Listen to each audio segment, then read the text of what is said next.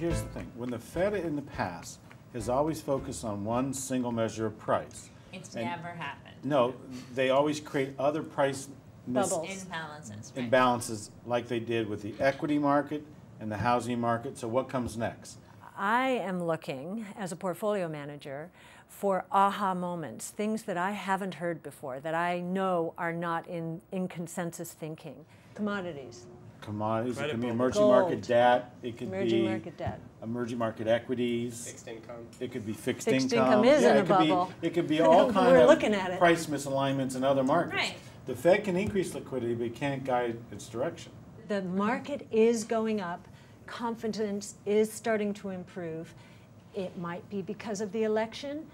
It might be just because this economy is repairing itself. I don't know. All I know is it's happening, and we may be in the middle of a virtuous cycle here, or a virtuous cycle, which is a good news thing for our portfolio. The Friday brainstorming sessions are kind of extremely intellectually challenging and really at least allow me to understand what's going on in the world, which, if you're contributing to decisions being made on a global portfolio, that's probably the most important thing to really understand. And most of that data has come from Southern Illinois. We received a grain stocks report from the USDA yesterday indicating that we had more corn in the market than we expected. Specifically to Monsanto, people are concerned that they will have a disadvantage versus their competitors, given that their new products aren't performing as well. How are you with this? I'm fine with it. Okay. It's just really a matter of Monsanto initially promised. Preparing the market for one thing and now delivering something else. Exactly. The market was rattled yesterday on the grain stocks report that we received. We found another 300 million bushels of corn somewhere under a tarp. But I think that's preparation for the WASDE report, where people are bracing for a lower yield. The roundtable discussion really helps us think about a longer-term perspective, a broader view of the marketplace, and I think it's a great place to generate new ideas. In the thematic world, and especially the way we do thematic research, in order to make it into the portfolio, a theme has to be global, it has to be disruptive, and it has to cut across economic sectors. The tome today is 169 pages. You're lucky. We sometimes go over 200.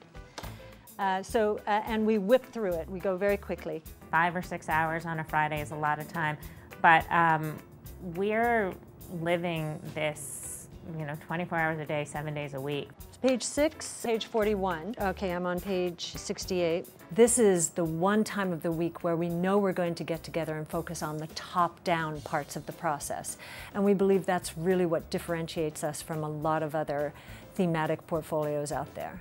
Return on equity, and that could be somewhat concerning if they don't stay that high. That's right. This sounds like a stretch to me. Yeah, it sounds I'm like sorry. a stretch to me This too. is what Yeah. people always say when don't we've worry gone about through a top-line growth burst markets and the market's Yeah. going up. So I am not buying this. But anyway. We have lots of aha moments. Some are bigger than others, some are smaller, but it's something where the pieces fall in place and it clicks and says, okay, this is what's happening. This is why it's happening. This has nothing to do with my research, but it was just something I prepared because I thought it was funny.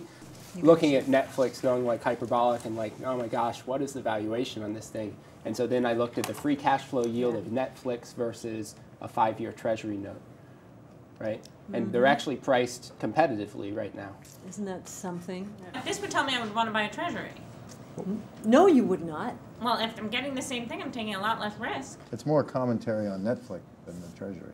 From this, you just say, wow, people are paying a lot of money for not a lot of cash flow. Yeah. They are. The market can be falling apart around me, and after going through one of these meetings, I can walk out and feel, again, grounded, centered, and ready for the next week.